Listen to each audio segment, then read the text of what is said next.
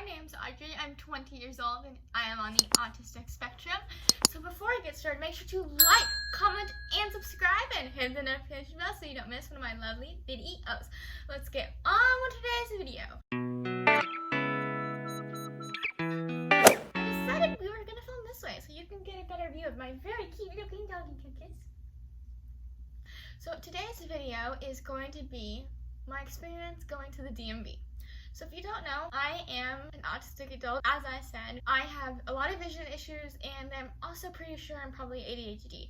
So driving right now is not a possibility. And when I did go to Mayo Clinic, if you saw my last video, they did the neurologist say that with my vision issues, it's probably not safe for me to drive. So I can definitely work on these vision issues with whether that be surgery or vision therapy with like recorrecting my bad eye. Just basically it turns in so I can't see everything going on around me. But what I did need is I needed to get basically an ID card. So since I'm an adult and I am not in high school anymore, even though I'm technically homeschooling in high school, I can't have like a student ID, so that wouldn't, or I don't have a permit or anything because I don't drive. And so I really needed basically a state ID. I needed it because this year, last December, my passport got expired, and I guess to get a new passport, you need it. And the really sucky part is if you don't have an ID card, a state ID, you can't change your voter registration address. And I was gonna vote in this presidential election. I was very passionate about voting. So when they luckily let me vote, but I just had to say like, yeah, I live on the street, but I literally live on the same street. I just changed apartments. They wouldn't let me change my address so I could vote authentically. It was still legal and everything, so luckily they let me vote. They really knew my political views. Being where I live, they might have felt a little bit differently because there are voter discrimination. So I had to go get my state ID. So my dad did all the paperwork for me, luckily. And so all that was filled out, all I had to do was sign.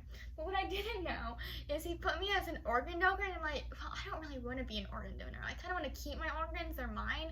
But my dad said it was a really nice thing, and I really didn't feel like having to wait and change being an organ donor and refilm because I was already overwhelmed when we were sitting to be waiting to be called because I had to like arrive at the DMV, go in, and wait to be called, and they gave us this thingy. And so my dad told me, oh, yeah, I put this in and you need to sign earlier.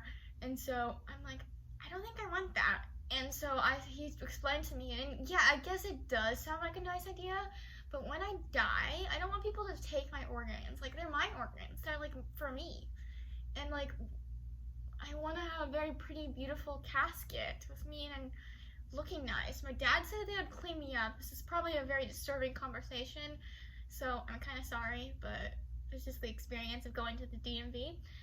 And so that was kind of weird, and I was already overwhelmed, so I'm like, you know, I just don't really feel like changing it. I guess I'm gonna be an organ donor. I guess it's nice if someone needed my organs for me to give them to them, even though they're mine. I guess it's a good idea, but I just went with it. I did not feel, because I was already overwhelmed. It was quiet, it wasn't crowded, but it was still like not a fun place to be.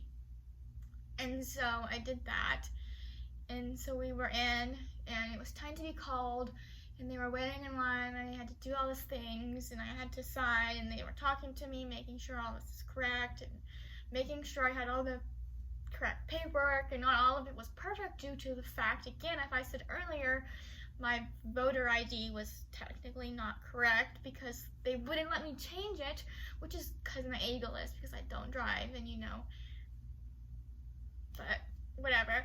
And so they had to figure that out, and then they had to like do my fingerprints, and I have fine motor issues, so that was really hard for me. So my dad had to like stick my fingers like this to just try to get my fingerprints for my thumb, because I guess they need those. That was really hard. And then it got time to get my picture taken, and by that point I was so overwhelmed and overstimulated. So there was a girl next to me taking my photo, and they were like this. I'm so excited, I'm getting my driver's license, and here's me, I'm like, And then I'm like, oh, that shit works. I'm like, and so it was funny because me, the autistic person's like, this is overwhelmed, like overstimulated, I want to leave. And I told my dad earlier, can I leave? Like, can I go take a walk and come back? And he's like, no, you have to be here. So that was kind of how it was. It was kind of really overwhelming and tiring. And the funny part about it, it really wasn't that crowded. It was just the DMV. It was just like being in a line, even though there was no other people, like maybe 2, 3, 4, 5 other people in the whole DMV office. I'm really not really sure why it was so overwhelming, but it was. And I really did not enjoy it. So what was your experience going to the DMV?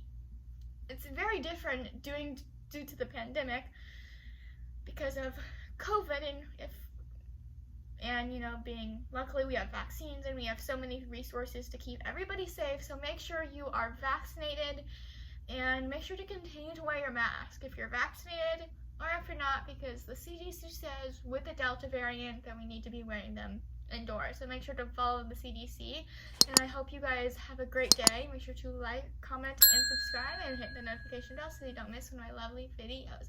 You guys have a great day. Bye, guys.